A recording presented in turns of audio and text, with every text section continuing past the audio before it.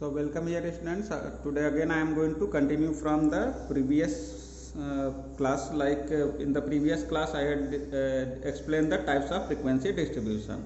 There I had explained discontinuous form and continuous form. Now I am going to explain class interval.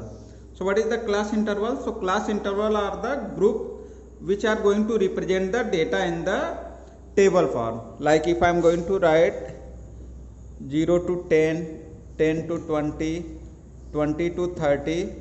So that is called the class interval. Like 0 to 10, it is the first class interval, 10 to 20, second class interval, 20 to 30, that is third class interval.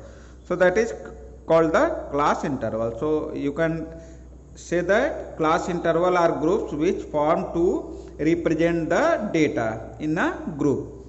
Now here in the class interval, there you will get the in one class interval two value will be there, two numerical value. Here it is first 0 and second 10.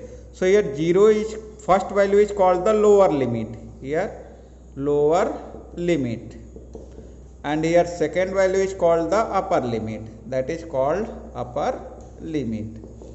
In the same way, in the second class interval, 10 is the lower limit and 20 is the upper limit.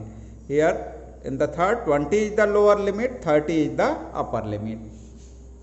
So that is the class interval where the first value is going to represent the lower limit and second it is going to represent the upper limit. So in each and every class interval you will get the lower and upper limit. Now next is class mark or mid value. If it is asked that find the class mark of any class interval, then how you will get the class mark? So here I am going to give you a formula by which you will be able to find the class mark or mid value. So here I am going to write the formula, that is class mark or mid value or mid value.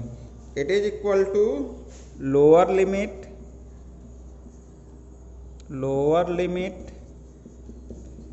plus upper limit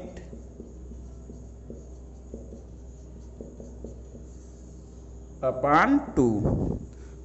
So you need to follow the formula class mark or mid value equal to lower limit plus upper limit upon 2. Suppose that if you are given a question that I am going to take an example, find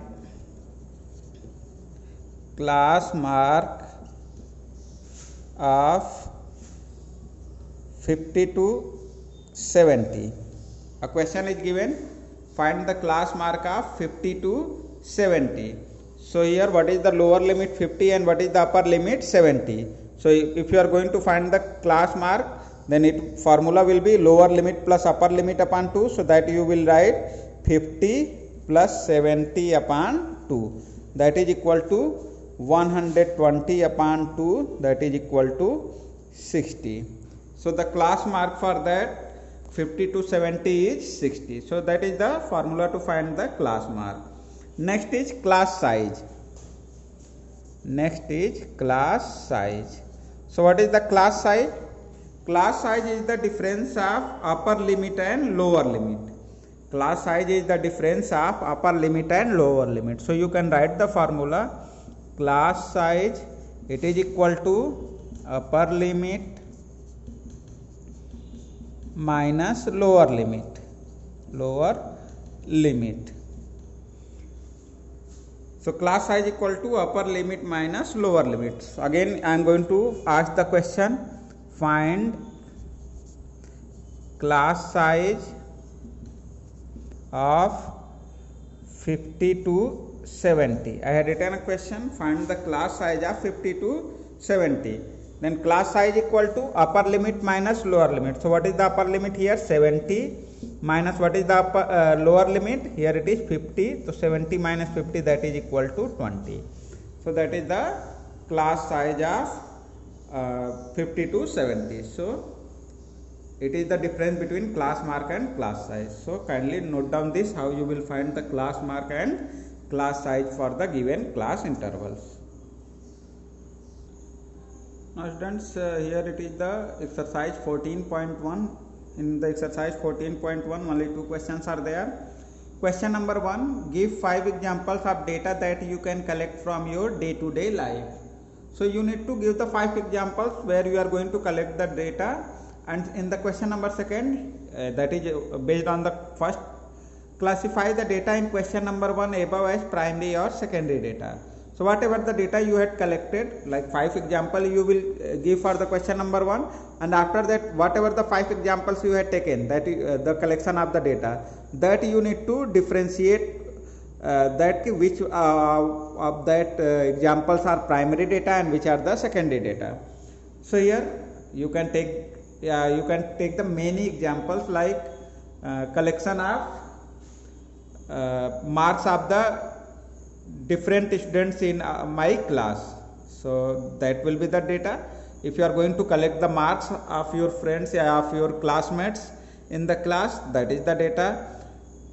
In the same way, second, you can take number of children in each and every family in our locality, that will be also a data.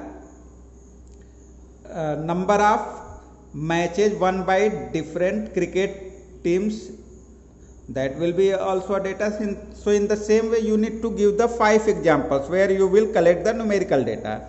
Now you need to classify the data in question number 1 as primary or secondary data. For example, if you had taken one example, number of children in each and every family in our locality, so that data you can collect by yourself. So that is called the primary data.